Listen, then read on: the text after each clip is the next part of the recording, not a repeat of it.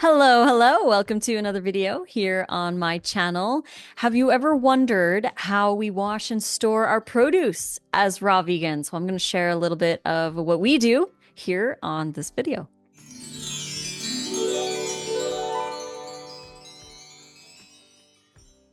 Thank you so much for joining me today. If you like videos like this, don't forget to like the video and subscribe to the YouTube channel. You can click the little bell if you want to get notifications sent directly to you whenever I post a new video.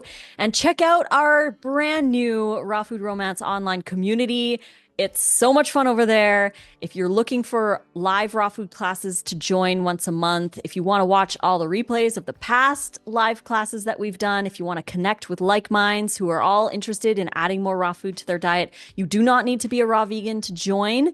All you need is a desire to add more raw food to your life and connect with people who want to do the same.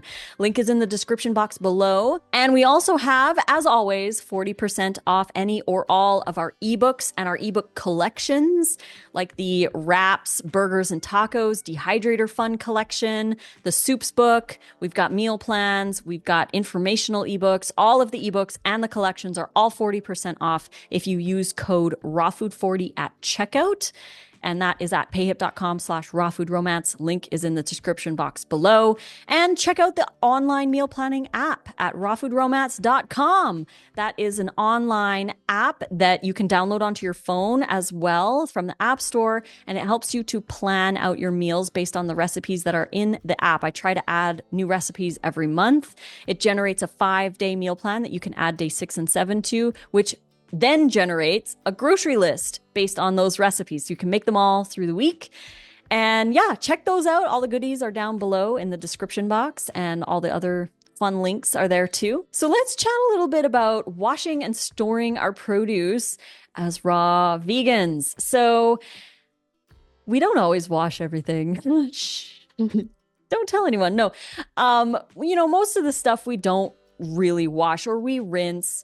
But for, the ones that are visibly dirty or the ones that we do want to clean, we just wash them in water with some baking soda. We just sprinkle a little baking soda in a big tub of water, and we just let our produce in there sit for about 15 minutes, and then we rinse it and dry it. So this goes mostly for like fruit. And we noticed that if you wash certain fruits like peaches or nectarines and even mangoes, it can help with fruit flies. The fruit flies are there on the fruit. They kind of like burrow into the crevices, usually where the stem is. And we can't see them, but they are there.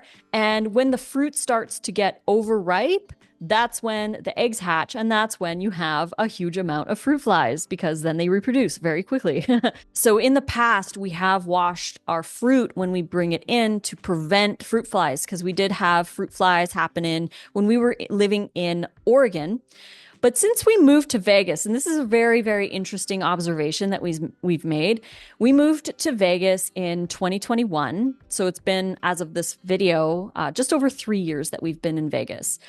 Moving here, when we moved into our place that we were in before this one, the temperature was set to around 68 degrees Fahrenheit, which is, I don't even know, Celsius, like 18, 19, 20, and around there, which is a lot cooler than I used to always have my place at, and how Nate and I had it in Ashland. We would always have it around like 78 to 83, like 25, 26, 27 in Celsius.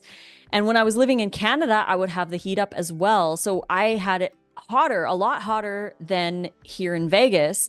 And when we moved into that place, we didn't really realize that, it was actually kind of nice to have it on the cooler side.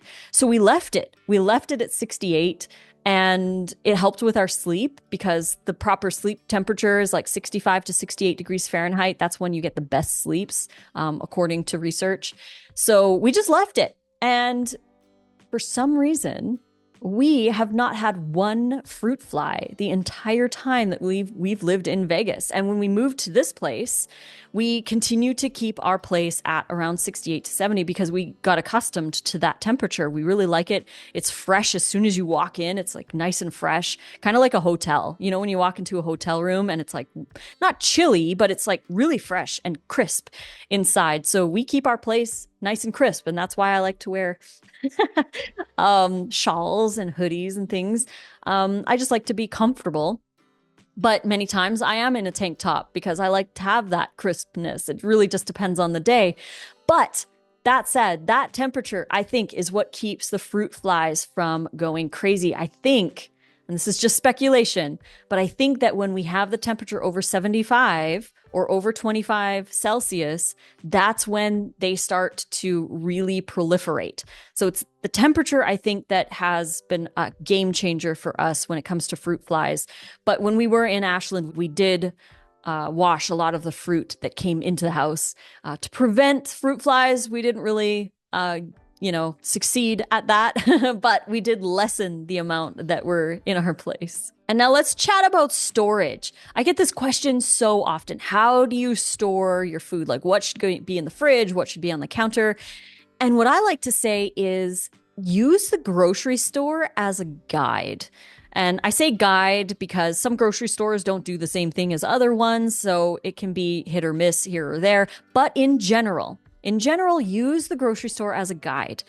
Any of the produce that sits on the tables, like when you go into the produce area, you've got tables that are just kind of out in the open. And then you have the cooler, which has, the water spray, and it's a little cooler in there. Take note when you are in the grocery store, the stuff that's on the tables just out in the produce section, that stuff can stay on your counter. If they can keep it on the tables in the grocery store overnight when the lights go off, you can keep it on your counter in your home as well. So things like apples, avocados, tomatoes, pears and other fruit, bananas, all of that stuff that's on the tables, you can be pretty safe to keep it on your counters at home. If it's in the cooler, however, berries, bell peppers, all the lettuces, all the greens, the green onions, the broccoli, the sprouts, the microgreens, all of that. If it's in the cooler, then it goes in the fridge at your house. So that's a kind of a general guide to think about when you are thinking of like how to store stuff. Tomatoes, you can store in the fridge, but they're not that great when they come out of the fridge, unless you like really cold tomatoes. Cucumbers can go either way. You can keep them in the fridge or you can keep them on the counter.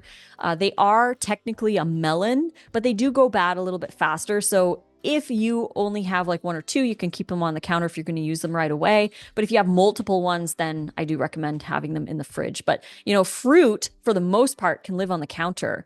Tomatoes are a fruit. Bell peppers, again, they're like cucumbers. They kind of can go either way. I like to keep them in the fridge just so that they stay fresher longer. And speaking of freshness, something that really helps us is the green bags. So we have the green bags and we use those as produce bags. We reuse them over and over and over and over and over and over and over again. We just keep them in our grocery bag that we take with us with all the other bags and other things that we can stuff our food in. But we take those with us, and if we're getting green onions, they go in the green bag. If we're getting broccoli, they go in the green bag. And then when we get home, we just put the green bags right in the fridge. We don't have to worry about it. But the green bags do keep things fresher a lot longer than just a regular bag or just in the fridge. Another thing, I'd like to give a shout out to my friend Happy Raw Rennie. She's awesome.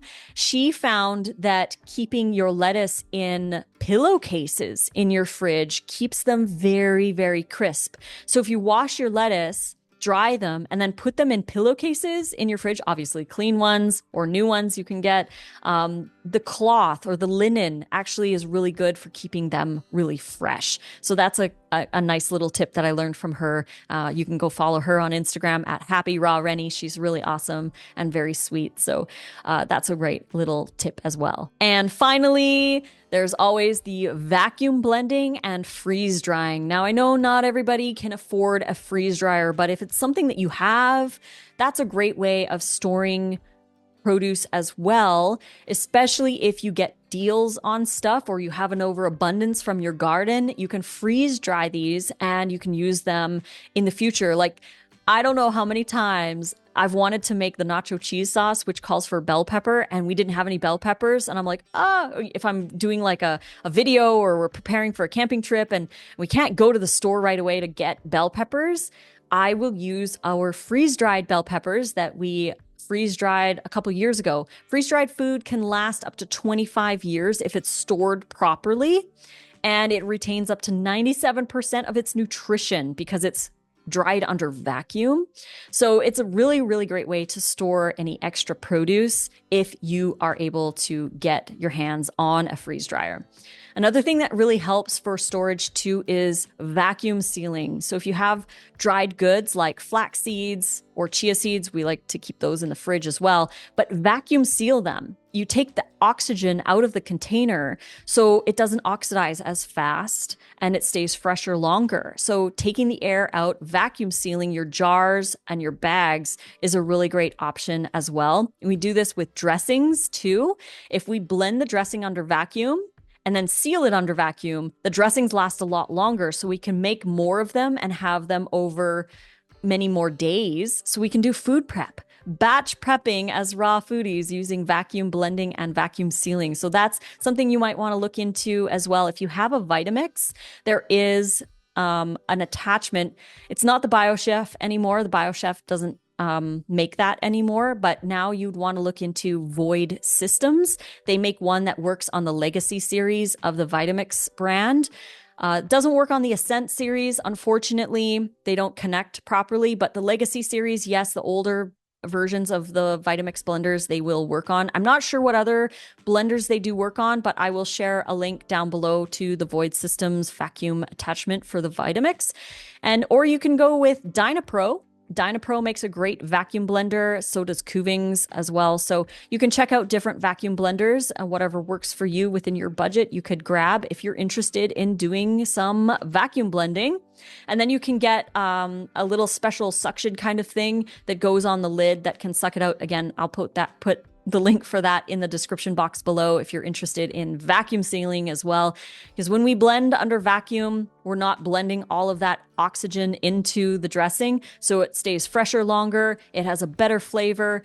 It retains more nutrition. It's got better color, better texture. It's just better all around when you use a vacuum blender. So check those out. So I hope this video helped inspire some storage tips and tricks for you out there. Please go check out our Raw Food Romance online community if you're looking for community, a place that you can share your struggles, your wins, your celebrations. If you're looking for accountability or support, we are there for you with our monthly raw food classes, daily content, connection with others. You can watch all of the past replays from the past live classes as well. So join up and enjoy all the goodies that we have in there.